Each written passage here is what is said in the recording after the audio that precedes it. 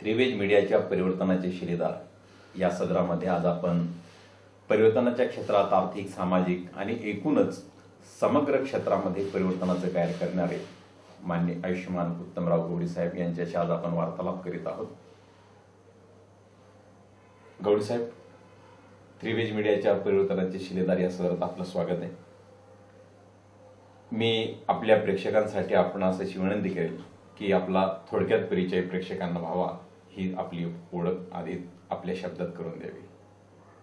आम्ही जन्मजात बौद्ध आहोत।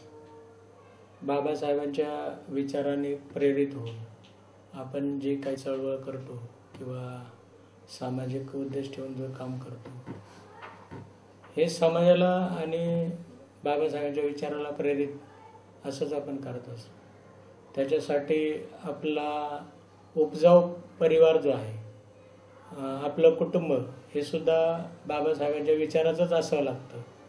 त्याच्यासाठी आमचं पूर्ण कुटुंब, गवळी कुटुंब, गावापासून तर शहरापर्यंत। आज आमचे वडील रेल्वेमध्ये होते। रेल्वेमध्ये असताना त्यांचं चळवळीशी योगदान हेच महत्त्वाचं आम्हाला प्रेरणादायी ठरतंय। आणि त्यांच्याकडून आम्ही जो बाबासाहेबांचे विचार आहेत, त्यांच्या बुद्धीला जे साजेसं असे, ते काही एवढे सुशिक्षित नव्हते, पण त्यांनी आम्हाला बाबासाहेबांच्या विचाराला प्रेरित होऊन आम्हाला सुशिक्षित केलं, उच्च शिक्षणापर्यंत ज्ञान दिलं आणि त्याच्यामधूनच आम्ही घडलेलो आहोत। आपले वडील रेल्वेमध्ये होते आणि त्यांची पोस्टिंग नेमकी कोणत्या ठिकाणी होती? आता जर स्वातंत्र्यापूर्वीचा जो काळ होता, त्यावेळेला तर आपल्याला काही नोकरी वगैरे करण्याचा अधिकार नव्हताच, असंही म्हणायला काही हरकत नाही। इगतपुरीचं जे क्षेत्र आहे, घाट क्षेत्र, गँगमॅनच्या पदवीवर माझे वडील काम करायचे आणि आम्ही एकूण कुटुंबातले 6 भावंड, 4 भाऊ आणि 2 बहिणी, असं एवढं मोठं परिवार त्यांनी सांभाळायचं म्हटल्यानंतर त्यांचं सुद्धा त्याच्यामध्ये थोडंसं आर्थिक नीतीने थोडी कमकुवतता असायचीच। तरीही त्यांनी आम्हाला आमच्या म्हणजे त्यांच्या बुद्धीप्रमाणे जेवढं साजेसं होईल ते शिक्षण प्रत्येक भावा बहिणीला आम्हाला देण्यासाठी त्यांनी चांगलं उत्स्फूर्त प्रतिसाद दिला आणि त्या पद्धतीने आम्ही घडलो। आपले वडील रेल्वेमध्ये होते। डॉक्टर बाबासाहेब आंबेडकर यांनी जी चळवळ उभी केली, तर ती मला वाटतं मनमाडच्या इथून रेल्वे संघटनेच्या माध्यमातून त्यांनी जे कामगार चळवळीच्या माध्यमातून, तर त्या भाषणानंतर त्या भाषणाच्या आधीच आपले वडील चळवळीमध्ये होते की त्या भाषणाच्या प्रेरणेनंतर अधिक सक्रिय? खरं म्हणजे बाबासाहेबांनी जी चळवळ मनमाडच्या कार्यक्षेत्रामध्ये कामगारच्या माध्यमातून जी उभी केली, त्या अगोदरपासून वडील आमचे गावी होते। त्यावेळेस शेती वगैरे करायचे आणि म्हणजे एवढं काही समजदार वय नव्हतं त्यांचं, त्याच्यामुळं चळवळीत नक्की काय करायचं इथपर्यंत ते नव्हते। ज्यावेळी गावी शेती असल्यामुळं जास्तीत जास्त राबता त्यांचा शेतीमध्येच होता आणि शहरामध्ये आल्यानंतर नोकरी धंद्याच्या माध्यमातून परिवार वाढला आणि त्याला पोषकाचं शेती पूर्ण सगळ्या कुटुंबाला, आपल्याकडे एवढी उपजाऊ शेती नव्हती, त्याच्यामुळं त्यांना जे नोकरी धंद्याच्या माध्यमातून शहराकडं आकर्षित होणं गरजेचं होतं। आणि मग शहरात आल्यानंतर त्यांना सरकारी नोकरी भेटली आणि मग आम्ही इगतपुरी स्थापित झालो। तिथेच आमचा जन्म झाला। शिक्षण जिल्हा मध्यवर्ती शाळेत झालं, तिथून मग नंतर खाजगी शाळेत महात्मा गांधी हायस्कूलमध्ये आम्ही शिकलो आणि त्याच काळात आमच्या शिकताच तालुक्यामध्ये महाविद्यालय आलं आणि त्या महाविद्यालयात आम्ही 12वीपर्यंत शिक्षण घेतलं आणि त्याच्यानंतर वारंवार बदली होत असल्या कारणाने आमचा अभ्यासक्रम काही कारणाने अपुराच राहिला, पूर्ण होऊ शकला नाही। तरी त्या तोडक्या मोडक्या अभ्यासावर आम्ही आमचं म्हणजे चांगलंच त्यांनी विचार आमच्या समोर ठेवल्या कारणाने त्याच प्रेरणा घेऊनच आम्ही पुढे जे काही बाबासाहेबांच्या चळवळीतलं जे योगदान आहे त्या माध्यमातूनच आम्ही चाललो आहोत. गवळे साहेब, म्हणजे तुम्ही रेल्वेमध्ये तुम्ही आहात, वडील रेल्वेमध्ये होते, तुम्ही साधारणतः रेल्वेच्या नोकरीला प्रारंभ कधी केला? 1984 मध्ये बऱ्याच प्रमाणात रेल्वेमध्ये भरती झाली आणि त्यावेळेस माझं वय 23-24च्या दरम्यान होतं आणि त्यावेळात मी म्हटलो की चला आपण जर होते भरती तर आपण भरती होऊन जाऊया, नंतर पुढे काय होईल ते बघू. त्या माध्यमातून भरती झालो. जॉब चांगला इलेक्ट्रिकलचा होता आणि म्हणजे आपल्या बुद्धीला साजेस होता. त्याच्यामधून मग मी ती जॉईन केलं रेल्वेचं. नोकरीत लागल्यानंतर म्हणजे तुमच्या कौटुंबिक, वैयक्तिक जीवनात आणि सामाजिक जीवनात काय बदल नेमके तुम्हाला जाणवले? आता तसं बघायला गेलं तर शहरामध्ये काम वडील असल्या कारणाने शहरी जीवनात बाबासाहेबांच्या चळवळीला जास्त प्राधान्य दिलं जातं. साहजिकच आम्ही ज्या एरियामध्ये राहत होतो तिथे आजूबाजूला सगळे आंबेडकरीवादी, आंबेडकर विचारांची लोक जास्त होती आणि प्रत्येक चळवळीत सहभाग असायचा. तेव्हा त्या आजूबाजूच्या माहोलच्या माध्यमातून आमच्या मनावर बाबासाहेबांच्या विचाराचा जास्तच पडगा होता. लहानपणापासूनच आम्ही त्या क्षेत्रात बाबासाहेबांच्या कार्यक्षेत्रात वावरत होतो. रेडल्स प्रकरणात शालेय जीवनात असताना सुद्धा आम्ही फार मोठ्या उत्स्फूर्तपणे भाग घेतला आणि रेडल्सचं चांगल्या पद्धतीचं नेतृत्व आमच्या एरियामधून आम्ही केलं होतं. आपल्या वडिलांपासून बाबासाहेबांचे विचार, चळवळ ही आपल्या परिवारात रुजलेली, आपला परिवार आंबेडकरमय परिवार आहे, बाबासाहेबांच्या चळवळीशी जोडलेला आहे. तुमच्या मते बाबासाहेबांची चळवळ म्हणजे नेमकं काय? बाबासाहेबांनी आपल्याला शिका, संघटित व्हा आणि संघर्ष करा. मिळत नसेल तर संघर्ष करा. तो जो उपदेश आम्हाला जो दिलेला आहे तो त्यांनी काही विचार करूनच दिला असेल. कारण बाबासाहेबांनी ज्या वेळेस चळवळ उभी केली त्यावेळेस आमच्या समाजाचं नव्हे तर इतर समाजाला सुद्धा त्याचं ज्ञान नव्हतं की एवढी मोठी चळवळ बाबासाहेब उभी करू शकतात आणि समाजाला एक चांगलं नेतृत्व देऊ शकतात आणि जो अडगळीत पडलेला समाज आहे त्याला पुढे घेऊन जाऊ शकतात. बाबासाहेबांच्या चळवळीने शिका, संघटित व्हा, संघर्ष करा हा संदेश दिला. समाजामध्ये पाहताना म्हणजे माणसं शिकली, नोकरी लागली, चळवळींच्या माध्यमातून संघर्षही झाला, परंतु नेमकी ही चळवळ कुठे संघटितपणाच्या अभावाने अशी काही विस्कळीत झाली असं तुम्हाला जाणवतंय का सध्या? नाही, त्यावेळेची जी चळवळ होती ती म्हणजे पूर्णपणे संघटितच होती. कोणताही आपल्या समाजातील कोणत्याही वर्गावर जर अन्याय होत असेल तर त्याच्यासाठी पूर्ण शहर, तालुका, गाव आणि पुरं महाराष्ट्रात पेटून उठत होता. त्यामुळं ती चळवळ असंघटित होती असं म्हणण्यात काही अर्थच नाही. काही कारणाने नेतृत्व बदल होत गेले. नेतृत्वाच्या माध्यमातून काही समाजाचे विचार इतरत्र भरकटत गेले. तरी जे असलं तरी सामाजिक प्रश्नावर आजही आम्ही एकत्रित येतोच ना. पक्षाला महत्त्व न देता आम्ही समाजाच्या प्रश्नाला प्राधान्य देऊन एकत्र येतो. तर मला अजूनपर्यंत वाटत नाही की समाज कुठंतरी भरकटलेला आहे, उलट आमचे नेतृत्वच भरकटलेलं आहे अशीच जाणीव होती. बरं, बाबासाहेबांची चळवळ जी आहे तर ती चळवळ केवळ राजकीय आहे असा सर्वसाधारण समज असतो की बऱ्याच वेळा बाबासाहेब चळवळ म्हटले की वेगळे गटांचे पक्ष असतील, रिपब्लिकन वगैरे. तर तुमच्या मते नेमकी चळवळ ही म्हणजे काय नेमकी बाबासाहेबांची? बाबासाहेबांनी सर्वसामान्य माणसाला जगण्याचा जो मार्ग दिलाय त्यालाच एक चळवळीचं इतर लोकांच्या माध्यमातून चळवळ असं ते उपदेश लोकांसमोर गेला, पण तो चुकीचा आहे. बाबासाहेबांनी जे जागृतीकरण केलं, ब्राह्मण वर्गाने निर्माण केलेल्या चातुर्वर्णाच्या माध्यमातून जी लोक शूद्र म्हणून गणली गेली, शूद्रांना कोणत्याही प्रकारचे अधिकार नव्हते, हे अधिकार मिळवून देण्यासाठी बाबासाहेबांच्या अगोदर महात्मा फुले झगडले, सावित्रीबाईंच्या माध्यमातून त्यांनी शाळा काढल्या, पेरियार होते, बिरसा मुंडा होते.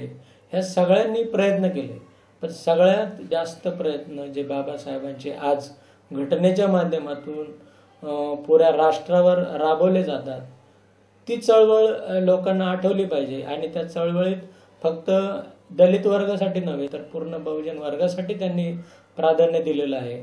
त्याच्यात तुमचा ओबीसी समाज आहे, इतर जे आहेत, आज मराठा समाज आरक्षणाच्या माध्यमातून पुढे आलेला आहे, त्याला सुद्धा न्याय देण्याचं काम बाबासाहेबांच्या घटनेनुसारच झालेलं. आज जे आरक्षण मागतात त्या घटनेच्या माध्यमातूनच.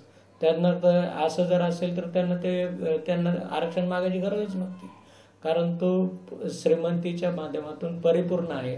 त्यांचा समाज जर एकवटला तर तो एकमेकाला सहकार्य करू शकतो. पण भारतामध्ये खेकडा पद्धत असल्यामुळं ती एकमेकाला वरती जाऊ देत नाही.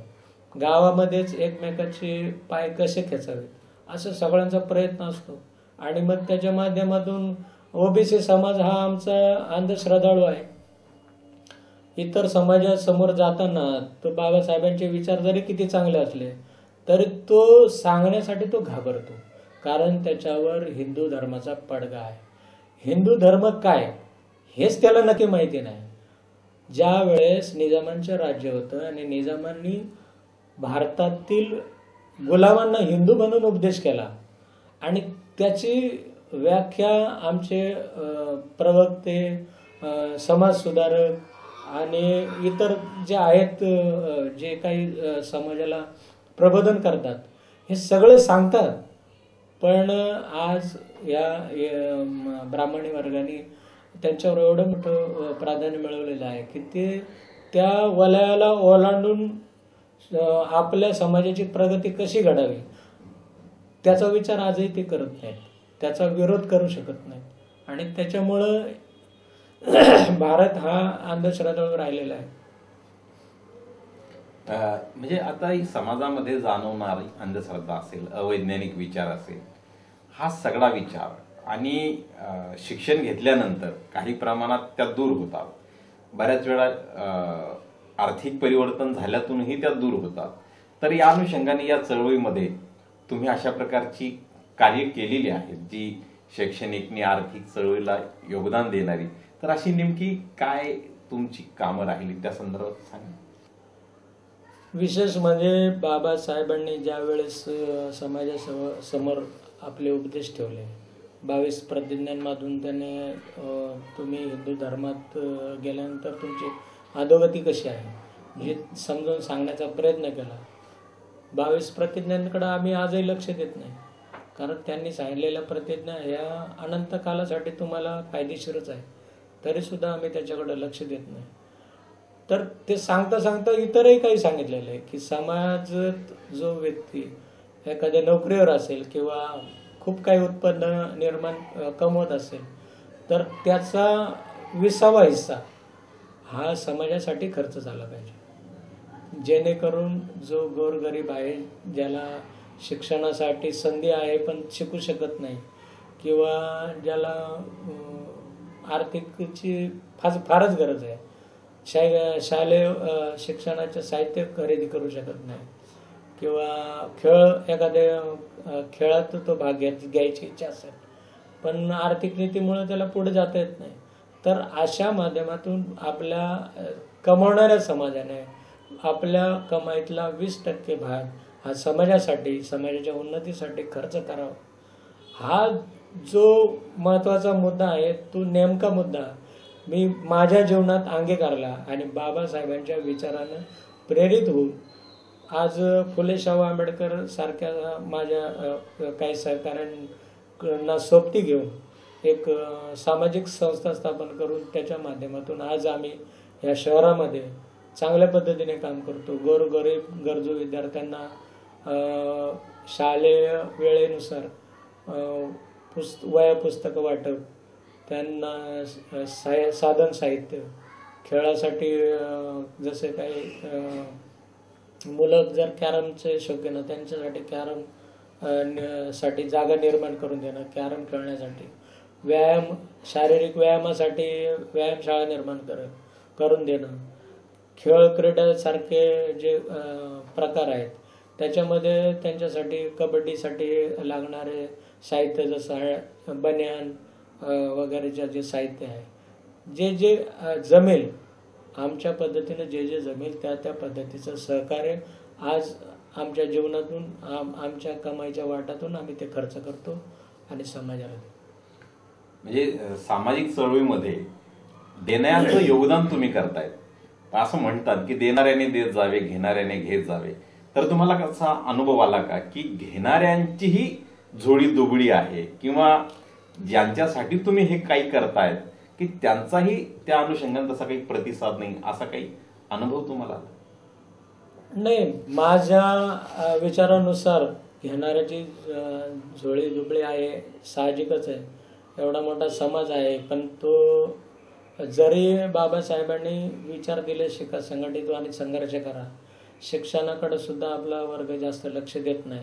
संघटितच्या माध्यमातून तुमच्या लक्षात आलंच असेल का राजकारणाच्या माध्यमातून त्यांना कसं विभागलं जातं आणि कशी त्यांची दुफळी निर्माण केली जाते आणि त्यांच्या विचारापासून त्यांना कसं परावृत्त केलं, हे सगळं जगाच्या समोर आहे. आणि संघर्ष करायला तर आम्ही कधी तयार असतो.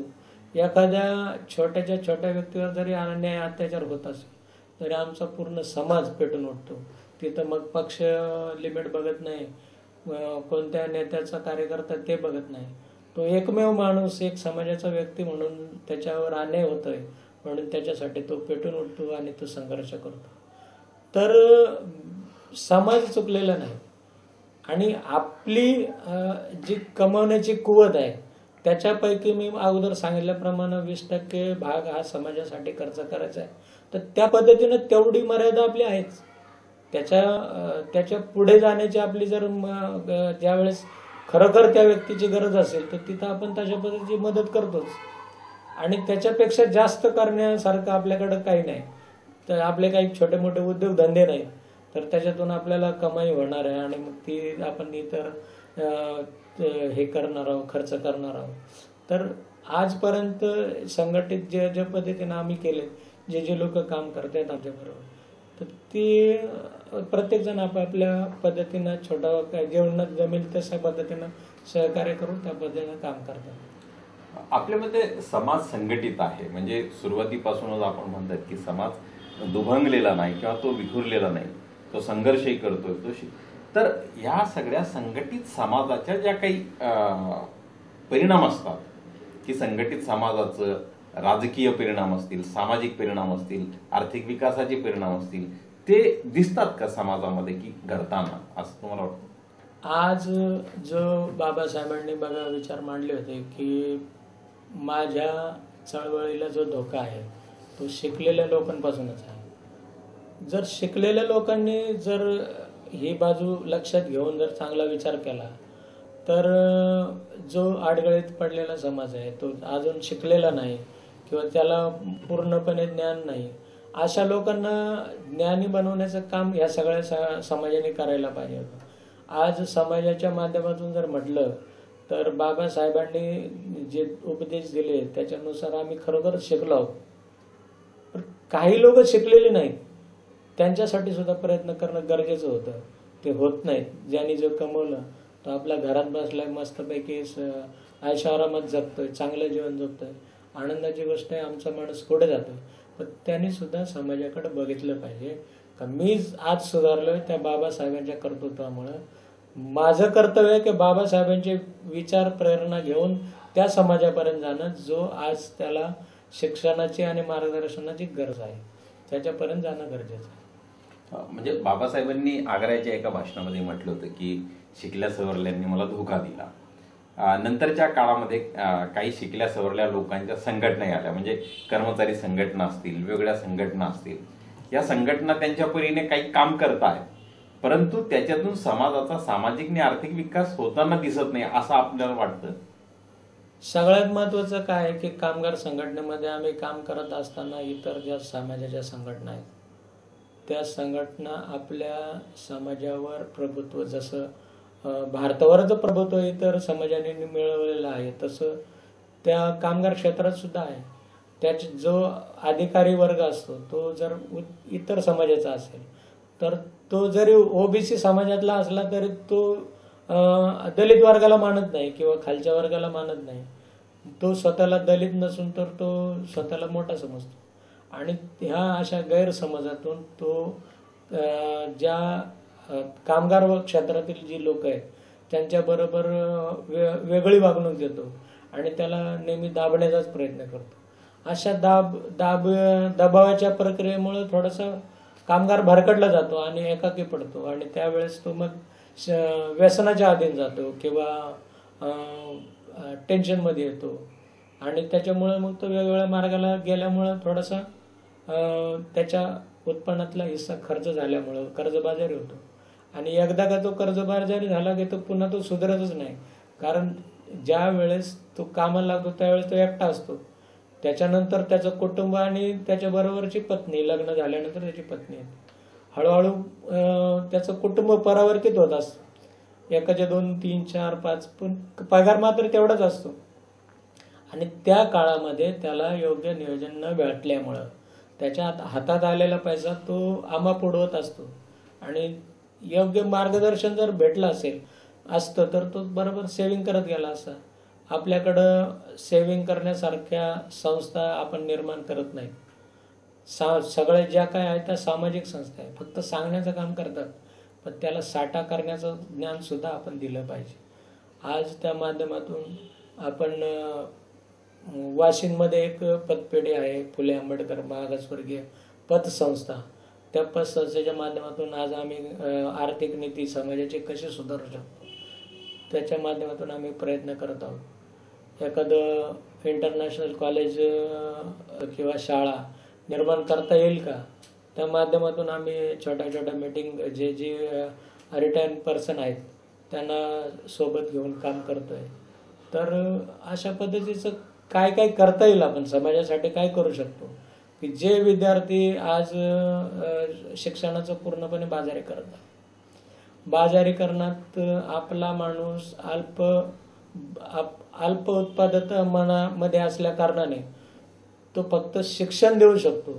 आज शिक्षणात शाळेत शिकवणारे शिक्षक शाळेत शिकवत नाही, फक्त त्यांचा रोजंदारीचा प्रश्न ते सोडवत असतात. मुलांच्या शिक्षणाकडं त्यांचं लक्ष नसतं. ह्या अगोदरचं स्थिती अशी नव्हती. सरकारचं त्याच्यावर नियंत्रण होतं आणि सरकार त्या शिक्षकाकडून मुलांना किती शिकवलं पाहिजे, काय शिकवलं पाहिजे, कशा पद्धतीनं शिकवलं पाहिजे त्याच्याकडं सरकार जास्त लक्ष देत होतं. आज सरकार जातीवादी सरकारची नीतिमत्ता वाढत चाललेली. त्यांना तुमचं आंबेडकरी विचार काही प्रमाणात पटत नाहीत किंवा त्यांना पटवून घ्यायचे नाहीत. बाबासाहेबांची घटना चालते, घटनेनुसारच राज्य करायचं आहे, पण घटना सांगायचीच नाही अशी त्यांची व्यथा आहे आणि त्या माध्यमातून ते प्रत्येक शासकीय क्षेत्राचं बाजारीकरण करत चाललेत आणि बाजारीकरणामधून शिक्षणाचं सुद्धा बाजारीकरण झालंय. शाळा सरकारच्या ताब्यात राहिलेल्या नाहीत.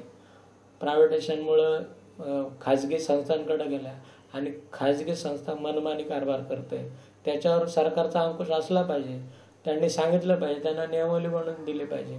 नियमावली ही फक्त कागदावरच असते, वापर त्याचा होत नाही आणि त्याच्यामुळं आमचा जो गरीब जो आज उपजाऊ होतोय, आज जन्मलेला मुलगा जर त्याला शाळेत जायचं असेल तर त्याच्यासाठी चांगल्या शाळा नाहीत आणि चांगल्या शाळा नसल्यामुळं, चांगलं मार्गदर्शन नसल्यामुळं तो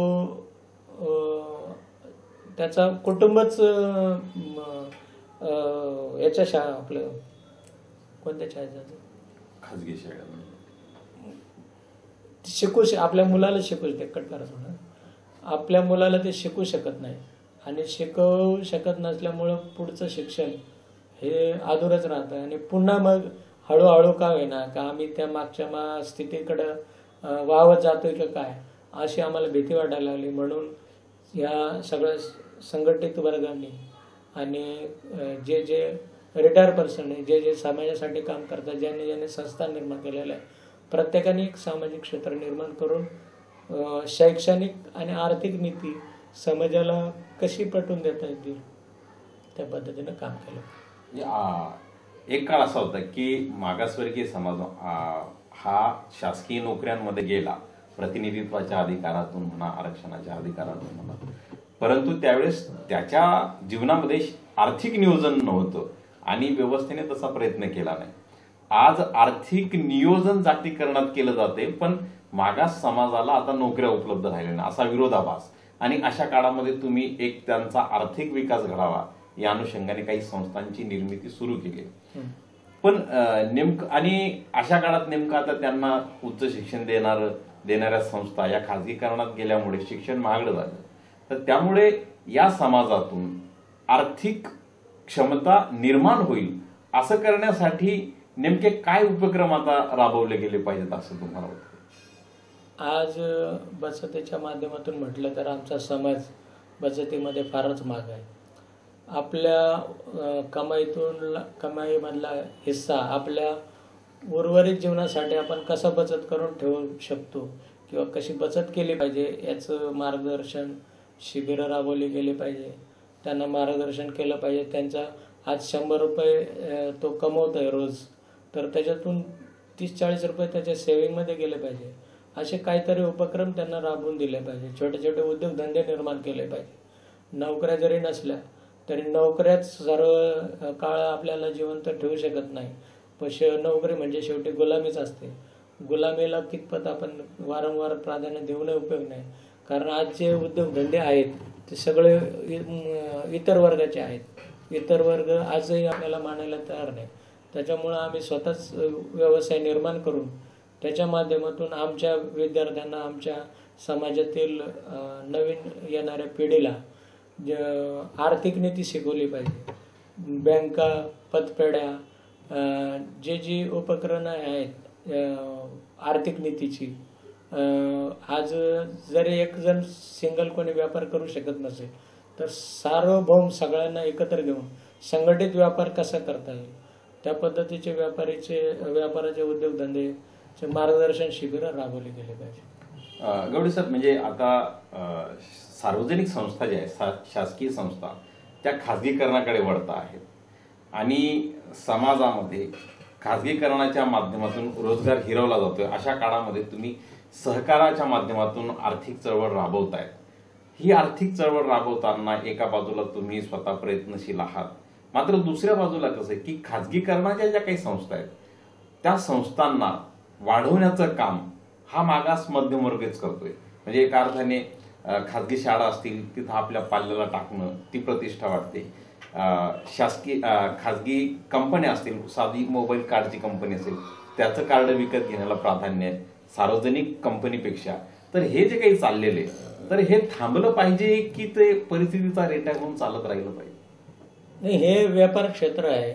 त्या व्यापार क्षेत्रात हे अशा पद्धतीने चालूच राहणार.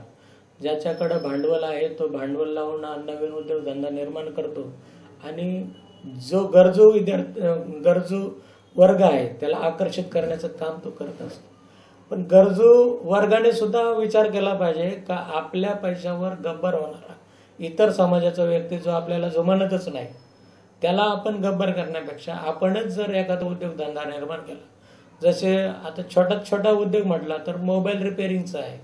मोबाईल रिपेअरिंगचं क्षेत्र एवढं मोठं आहे की प्रत्येक छोट्या विद्यार्थ्याकडे सुद्धा मोबाईल आहे आणि तो काही दिवसानं खराब होणार हे तंत्र आहे. जसं कॉम्प्युटर बनवलं, पण कॉम्प्युटर बनवणाऱ्याने सुद्धा त्याच्यात मेक मारून ठेवल्या की दरवेळेस तुम्ही इन्स्टॉलेशन केलंच पाहिजे. जर इन्स्टॉलेशन करत नाही तर तुमचा काही काळानंतर तुमचा कॉम्प्युटर हा खराब होणार आहे. तर मुद्दाम ही जी बनवलेली तंत्र आहेत त्याचं प्रशिक्षण आपण प्रत्येक वर्गाने छोट्या उद्योगाच्या माध्यमातून अंतर्गत शिकले पाहिजे. ITI क्षेत्र आहे सरकारचं, त्याच्यात जाऊन त्या क्लासेस आहेत, ते कोर्सेस आहेत, ते आत्मसात केले पाहिजे. आज मोबाईल रिपेअरिंगचं त्यांच्याकडे आहे, कॉम्प्युटरचं हार्डवेअरचं आहे. ही सगळी क्षेत्र आपण आत्मसात केली पाहिजे. इतर समाजाच्या उद्योगधंद्यावर आपल्याला नोकरी भेटेल का याच्या आशेपेक्षा आम्ही हा उद्योग आत्मसात करू का, आमच्या मुलांना ते सहकार्य मिळवून देऊ का, त्याच्यात नोकरी धंदा मिळवून देऊ शकतो. जसं भाजीपाला झालं, असे छोटे जे आहेत जे आर्थिक कुवतीनुसार एकदम नगण्य आहेत त्यांच्यासाठी हे छोटे छोटे उद्योग निर्माण करून जर दिले तर काही काळाने हा वर्ग आर्थिक माध्यमातून चांगला प्रगत होईल आणि पुढे जाऊन तो नवीन काहीतरी व्यापार मध्ये प्रगती करू शकतो. म्हणजे या संदर्भात सुनियोजित प्रयत्न नेमके कसे करावे लागतील? सुनियोजित प्रयत्न तर आजच्या क्षणाला माझ्या विचारानुसार आम्ही जे करत आहोत, आज बऱ्याच काळाने आम्ही विचार करत होतो की बाबा काहीतरी आर्थिक नीतीला आपण लोकांना सांगितलं पाहिजे, आर्थिक नीतीकडे वळवलं पाहिजे. आम्ही जरी शिकलो असेल तरी आर्थिक नीतीकडे आम्ही लक्ष देतच नाही.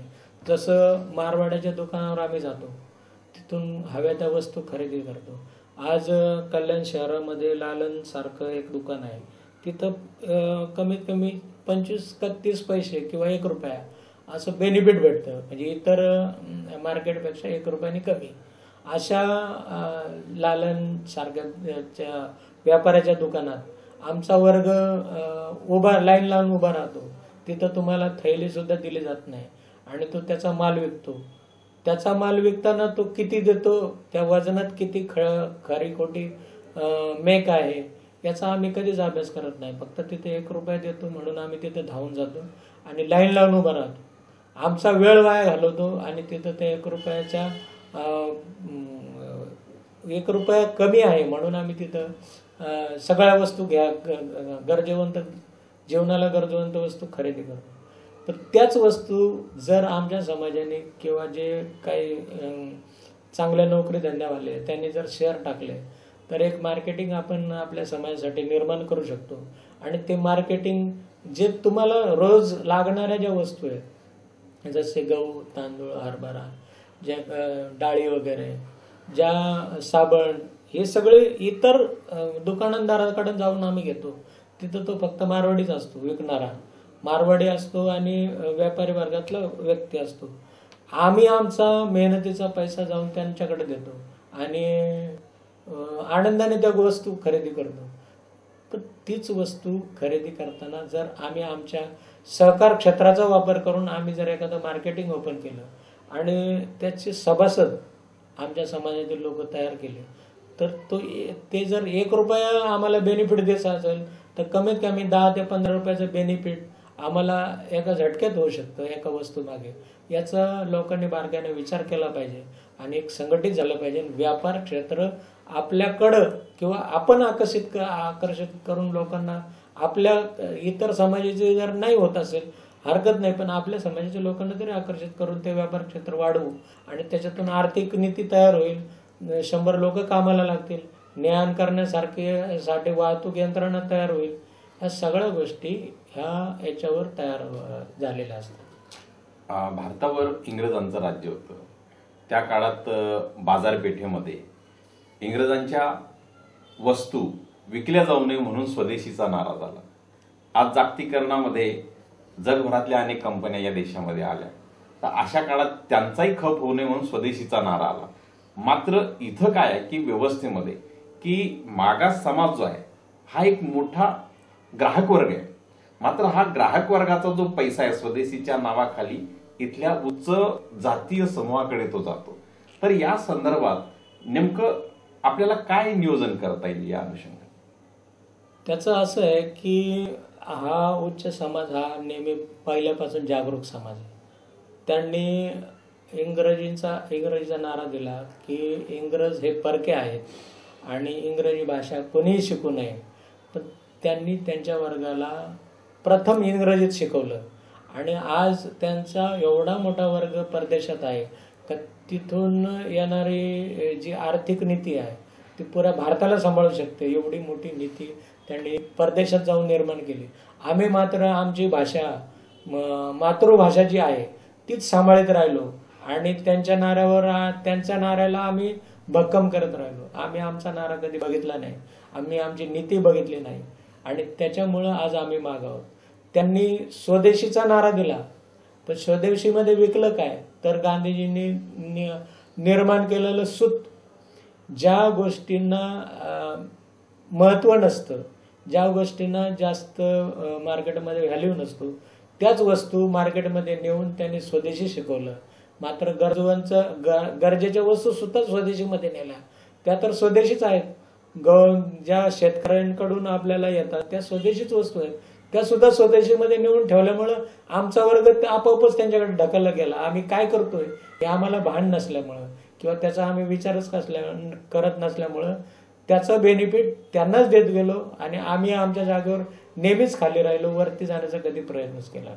स्वदेशीला पर्याय आमचा नारा काय असला पाहिजे? स्वदेशीला पर्याय हा आमचा नारा आम्ही स्वतः शिकला पाहिजे. त्यांनी त्या स्वदेशीमधून काय दिलंय त्याच्यापेक्षा वेगळं आम्ही काही घेतच नाही, किंवा स्वदेशीमध्ये असं काही नाहीये. असं कोणतंही सांगा. आज हिंदुस्थान लिव्हर जी कंपनी आहे ती हिंदुस्थान लिव्हर ही भारताच्या नावावर आहे, पण ती नेमकी परदेशातून आलेली कंपनी. आज खाजगीकरणाच्या माध्यमातून आणि इतर देशातून ज्या कंपन्या येत आहेत त्या वस्तू आम्ही त्याची क्वालिटी चांगली असल्यामुळे आम्ही ती घेतो, नाही का. त्या क्वालिटीकडे बघितलं पाहिजे. आज भारतात निर्माण होणाऱ्या कंपन्यांमध्ये भ्रष्टाचार असल्या कारणानं कंपनी जी वस्तू निर्माण करते ती लो क्वालिटीची असते, ती जास्त काळ चालत नाही. ती जर स्वदेशीमधून दिली तर ती साहजिकच हानिकारक आहे, कारण जी वस्तू तुमच्याकडं टिकाऊ म्हणून जास्त काळ टिकणार आहे आणि तीच वस्तू जर स्वदेशीच्या माध्यमातून खालच्या दर्जाची येत असेल, कमी दर्जाची येत असेल तर ती जास्त काळ टिकणार नाही. साहजिकच तुम्हाला डबल खरेदी करावी लागेल. आज ती 6 महिन्यानं ती खराब होत असेल तर 6 महिन्याने पुन्हा तुम्हाला तीच वस्तू खरेदी करायची आणि तीच वस्तू जर परदेशातून येणाऱ्या कंपनीने टिकाऊ आणि चांगल्या प्रतीची जर बनवली असेल, ती जर घेतली तर पुढचे 5 वर्ष ती टिकेल, त्याची गॅरंटी ते देतात. हा स्वदेशीचा नारा हा आम्हाला भुलवण्याचा नारा आहे. हा काय आमच्यासाठी फायद्याचा नारा नाही. त्याचा विचार प्रत्येक नागरिकाने केला पाहिजे. जागरूक होऊन आम्ही काय खरेदी केलं पाहिजे, त्याच्यासाठी जागरूक नागरिकांसाठी जागोग्राहक जागोची स्थापना झालेली, सरकारने त्याची स्थापना केलेली. काही कंप्लेंट असेल काय असेल तर त्याच्यात नमूद करायला पाहिजे. आमच्याकडं शिक्षण आहे, पण त्या शिक्षणाच्या नीतिमत्तेमधून आम्ही त्याचा अभ्यासच करत नाही. एखादी वस्तू जर खरेदी केली तर त्याचं बिल घेणं, त्याच्यावर ही कधीची वस्तू आहे, डेड मार्क आहे का, तारखेपेक्षा वेगळ्या किमतीला विकली जाते का, त्याचा पिरियड संपलेला आहे का, त्याच्याकडे आम्ही बारकाईनं बघत नाही. आणि त्याच्या ह्या आमच्या नीतीचा किंवा दुर्लक्षितचा किंवा आम्ही सुशिक्षित असून अशिक्षित सारखं वागतो त्याचा हे व्यापारी लोक जास्त फायदा घेतात आणि आम्हाला कोणती तरी वस्तू देतात आणि त्याच्यात आम्ही नेहमी फसलो जातो.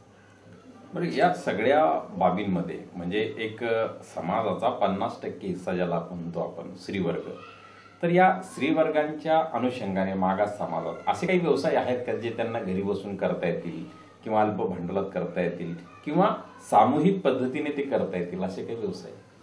आता तुम्ही जर 2014च्या इलेक्शनमध्ये जर बारकाईने बघितलं असेल तर प्रचारामध्ये ज्या मंडळींनी आमच्या समाजाला वापरून घेतलं त्यांना रोजंदारी दिली. 100 रुपये 200 रुपये अशी रोजंदारी देऊन त्यांनी समाजाला वापरून घेतलं. म्हणजे साहजिकच आमचा महिला वर्ग काम करण्याच्या तयारीत आहे.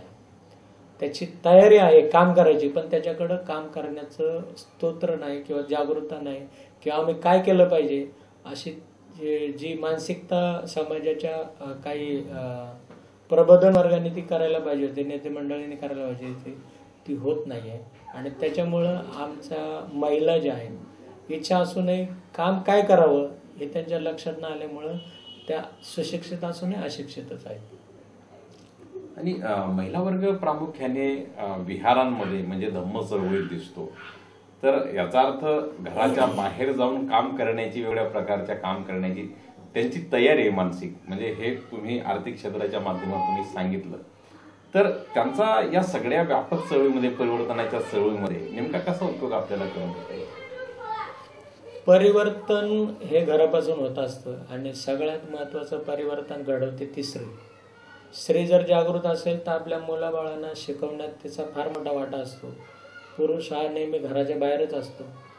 त्या कुटुंबाला आर्थिक नीतीचं कवर किंवा वलय कसं देता येईल त्याचा सातत्यानं प्रयत्न चालू असतो आणि चांगलं जीवन देण्याचा पुरुष वर्ग प्रयत्न करत असतो.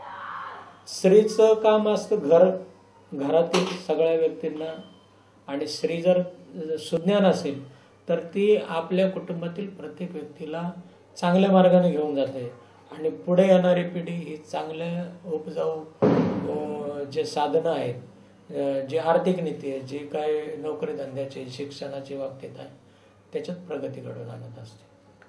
सर म्हणजे थोडासा एक थोडा वळणावरून थोडा हटून मी थोडा प्रश्न विचारतो की बऱ्याचदा स्त्री वर्ग जो असतो की आपल्या घरातला पैसा बाहेर जाऊ नये यासाठी प्रयत्न करते, मात्र सामाजिक चळवळीमध्ये योगदान देताना आर्थिक योगदान मोठ्या प्रमाणात द्यावं लागतं आणि तुमच्यासारखं व्यक्तिमत्व ते अधिक मोठ्या प्रमाणात देतं. तर अशा वेळेस एक घरातली स्त्री, कुटुंबातली स्त्री तुमच्या मागे खंबीरपणे उभी राहते की याच्यातून काही संघर्ष उद्भवण्याची परिस्थिती निर्माण होते? नाही, काय माहितीये का, प्रत्येकच कुटुंबाचं असं असतं, कार्यकर्ता ज्या वेळेस काम करत असतो त्याला जास्तीत जास्त वेळ हा समाजासाठी द्यावा लागतो, तेव्हाच तो कार्यकर्ता घडतो. 8 घंटे ड्युटी करून येण्या जाण्यातले 2 घंटे, येण्या जाण्यातले 2 घंटे घालून, म्हणजे 8 आणि 2 10-12 घंटे जर तुम्ही ते कामात घालत असतील, त्याच्यानंतरचा वेळ साहजिकच प्रत्येक कुटुंबातील महिला किंवा त्या आमची स्वतःची पत्नी किंवा इतर कार्यकर्त्यांच्या ज्या पत्नी, त्यांचा प्रत्येकाचा हेतू असाच असतो की उरलेला वेळ हा त्यांनी आमच्या बरोबर द्यायचा असतो. पण हा जर वेळ बाबासाहेबांनी जर दिला असता तर मला वाटतं आपण आज ज्या घडीला बसलो आहोत, एवढ्या मोठ्या आलिशान ऑफिसमध्ये बसलो आहोत, एक बाईट देत आहोत आणि काही लोकांना मार्गदर्शन करत आहोत, ही स्थिती आम्हाला भेटली नसती किंवा या स्थितीला आम्ही आलो नसतो. तर त्या महात्म्यानं आपलं जीवन उद्ध्वस्त केलं, मुलांचा आजार पण बघितलं नाही, बायकोचा आजार पण बघितलं नाही, आणि समाजासाठी अहोरात्र झटला. तेवढं तर आपण काही करत नाही, आपल्या कुटुंबाला सोडून काही करत नाही. आम्ही उरलेला वेळ त्यांना देत असतो. तर साहजिकच आहे, स्त्रीवर्गाची ती कुरकुर ही कायमची आहे, त्याला काही कोणी नाकारू शकत नाही. त्याला सुद्धा डावलून आम्ही समाजासाठी काय केलं पाहिजे, आमच्या बापाने जर एवढा वेळ आम्हाला समाजासाठी दिला तर आम्ही 2-4 घंटे का देऊ शकत नाही, याचा विचार जर आम्ही बारकाईने केला तर नक्कीच आम्ही समाजात काहीतरी नवीन परिवर्तन घडवून आणू शकतो. परिवर्तनाच्या चळवळीसाठी हा जो त्याग आहे म्हणजे आपल्या जागेत तो मोठाच आहे नक्कीच. तर हा त्याग करत असताना त्याचं प्रतिफळ जे काही आहे की समाजामध्ये परिवर्तनाची आता जी काही सामाजिक असेल, आर्थिक असेल, त्याची कितपत शक्यता आता वाढली आहे की कमी झाली की आहे तशीच आहे असं तुम्हाला वाटतं? नाही, आज मी पर्यंत जे पण काम केलं तर त्याचं आर्थिक फळ किंवा मी केलेल्या कामाचा मोबदला मला मिळावा किंवा मला लोकांनी मोठं म्हणावं असं मी आजपर्यंत कधी अपेक्षा ठेवली. मी जे काम करतो ते बाबासाहेबांच्या विचाराला प्रेरित होऊनच करतो, आणि त्या परिवर्तनामध्ये मी स्वतःला काही अंशी झोकून दिलेलं आहे. कोणी मला त्याचं प्रायश्चित्त किंवा फळ म्हणून काही द्यावं याच्यात मी जराही विश्वास ठेवत नाही किंवा मला त्याची अपेक्षा नाही. मला जे करायचंय, माझ्या बापाने, माझ्या वडिलांनी, माझ्या बाबासाहेबांनी जे समाजासाठी केलं त्याच्यातला काही हिस्सा करतोय म्हणून आपण ते करायचं आहे, आणि त्याच्यातून समाजाला जागृत कसं करता येईल, कमीत कमी एक आदर्श म्हणून तरी आपण समाजासमोर राहू, असा उद्देश ठेवून आपण त्याच्यात पुढे काम करतो.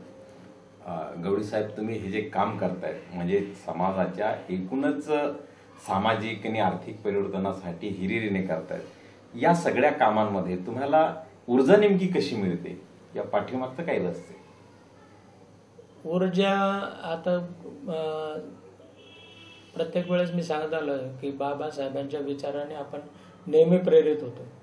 त्यांचा जो जीवनपट आहे तो जर आपण अभ्यासला तर त्या व्यक्तीने समाजासाठी केलेला त्याग, त्याच्यापैकी आपल्याला त्याच्यापेक्षा वेगळं काहीच नाही, आणि पुन्हा पुन्हा ती ऊर्जा निर्माण व्हायला तुम्ही त्या विचाराचे असले पाहिजे. त्या विचाराने ज्या वेळेस तुम्ही प्रेरित होता साहजिकच ती ऊर्जा तुम्हाला कायमस्वरूपी टिकून ठेवते, आणि कायमस्वरूपी तुम्हाला समाजाच्या पुढे नेण्यासाठी तेवढी ऊर्जा पुष्कळ आहे. आजपर्यंत तुम्ही जे काम केलं त्या कामाच्या विषयी तुमच्या मनाला कितपत समाधान लाभलेले किंवा त्या संदर्भात काही अस्वस्थता आहे का? आजपर्यंत केलेला कामाचा मोबदला म्हणून लोकांनी मला चांगलाच प्रतिसाद दिलेला आहे. वाईट असं बोलणार आजपर्यंत मला कोणी भेटलंही नाही. आणि मी कोणासमोर जाऊन ऐकावं त्याच्यापेक्षा माझ्या मागे जे लोक चर्चा करतात त्याच्यात चांगलाच शब्दाचा उपयोग केलेला असतो. त्याच्यामुळे एवढी मोठी पोचपावती असल्या कारणाने दुसरं काही करायची आवश्यकताच नाही. आणि नुसतं कल्याण शहरातच नव्हे तर कल्याण शहरात केलेलं काम इतर शहरात सुद्धा त्याची चर्चा चालू असते. याच्यापेक्षा मोठी पोचपावती काय असली पाहिजे? म्हणजे एकंदरीत गवळी साहेबांना आपल्या कामाची पोचपावती म्हणजे समाजाला लाभलेलं समाधान हेच त्यांचं समाधान आहे. या समाधानाकडे पाहताना म्हणजे गत वर्ष आता तुम्ही जो काळ अनुभवला म्हणजे वडिलांच्या पासून तर आजपर्यंतचा काळ, तर याच्यामधला एकूण बदल फार असा तुम्हाला कसा जाणवतो नेमका? त्यावेळेची स्थिती सगळ्याच म्हणजे पूर्ण समाजाचीच नाजूक स्थिती होती. आज सगळे चांगल्या पद्धतीने कमवत आहेत. जरी गरीब वर्ग जरी असला तरी तो 4-5 हजाराच्या आसपास आपलं उत्पादन निर्माण करू शकतो आणि आपलं कुटुंब सांभाळू शकतो अशी स्थिती आज आहे. त्यावेळेची स्थिती ही परावलंबीच होती. कोणी काही देईल का त्याच्यावर आपण काय करू शकतो अशी होती. आज तशी ती स्थिती नाही आहे. प्रत्येकजण आपापल्या उत्पन्नातून ते काम चळवळीच्या कामाला हातभार लावू शकतो. या सगळ्या चळवळीमध्ये राबत असताना बऱ्याच वेळा काय होतं की कार्यकर्ता म्हणून राबत असताना कुटुंबाकडे दुर्लक्ष होतं. बऱ्याच वेळा मुलांच्या शिक्षणाकडे हेळसांड होते, त्यांना वेळ देता येत नाही. असं काही आपल्या कुटुंबात झालं? आता बघा, मी आपल्याला सांगितलं की समाजात वावरत असताना घर सांभाळणं फार गरजेचं असतं. आणि घर सांभाळताना त्या कुटुंबातली जी स्त्री असते, माझी पत्नी असो किंवा इतर कार्यकर्त्यांची असो, ती जर चांगल्या विचाराची असेल तर साहजिकच ते आपल्या कुटुंबाला चांगलं मार्गदर्शन, चांगलं शैक्षणिक मुलांसाठी विचार करू शकते. आज माझी 6 मुलं आहेत, 5 मुलं आहेत, 4 मुली आणि 1 मुलगा आहे. त्या सगळ्यांची चांगल्या पद्धतीची शिक्षण झालेली आहेत. मोठी मुलगी BSc MBA केलं. आज ती चांगल्या पदावर आहे. तिचं कुटुंब ती लग्न झालं गेल्या वर्षी. चांगल्या पद्धतीनं तिचा संसार ताटलेला आहे.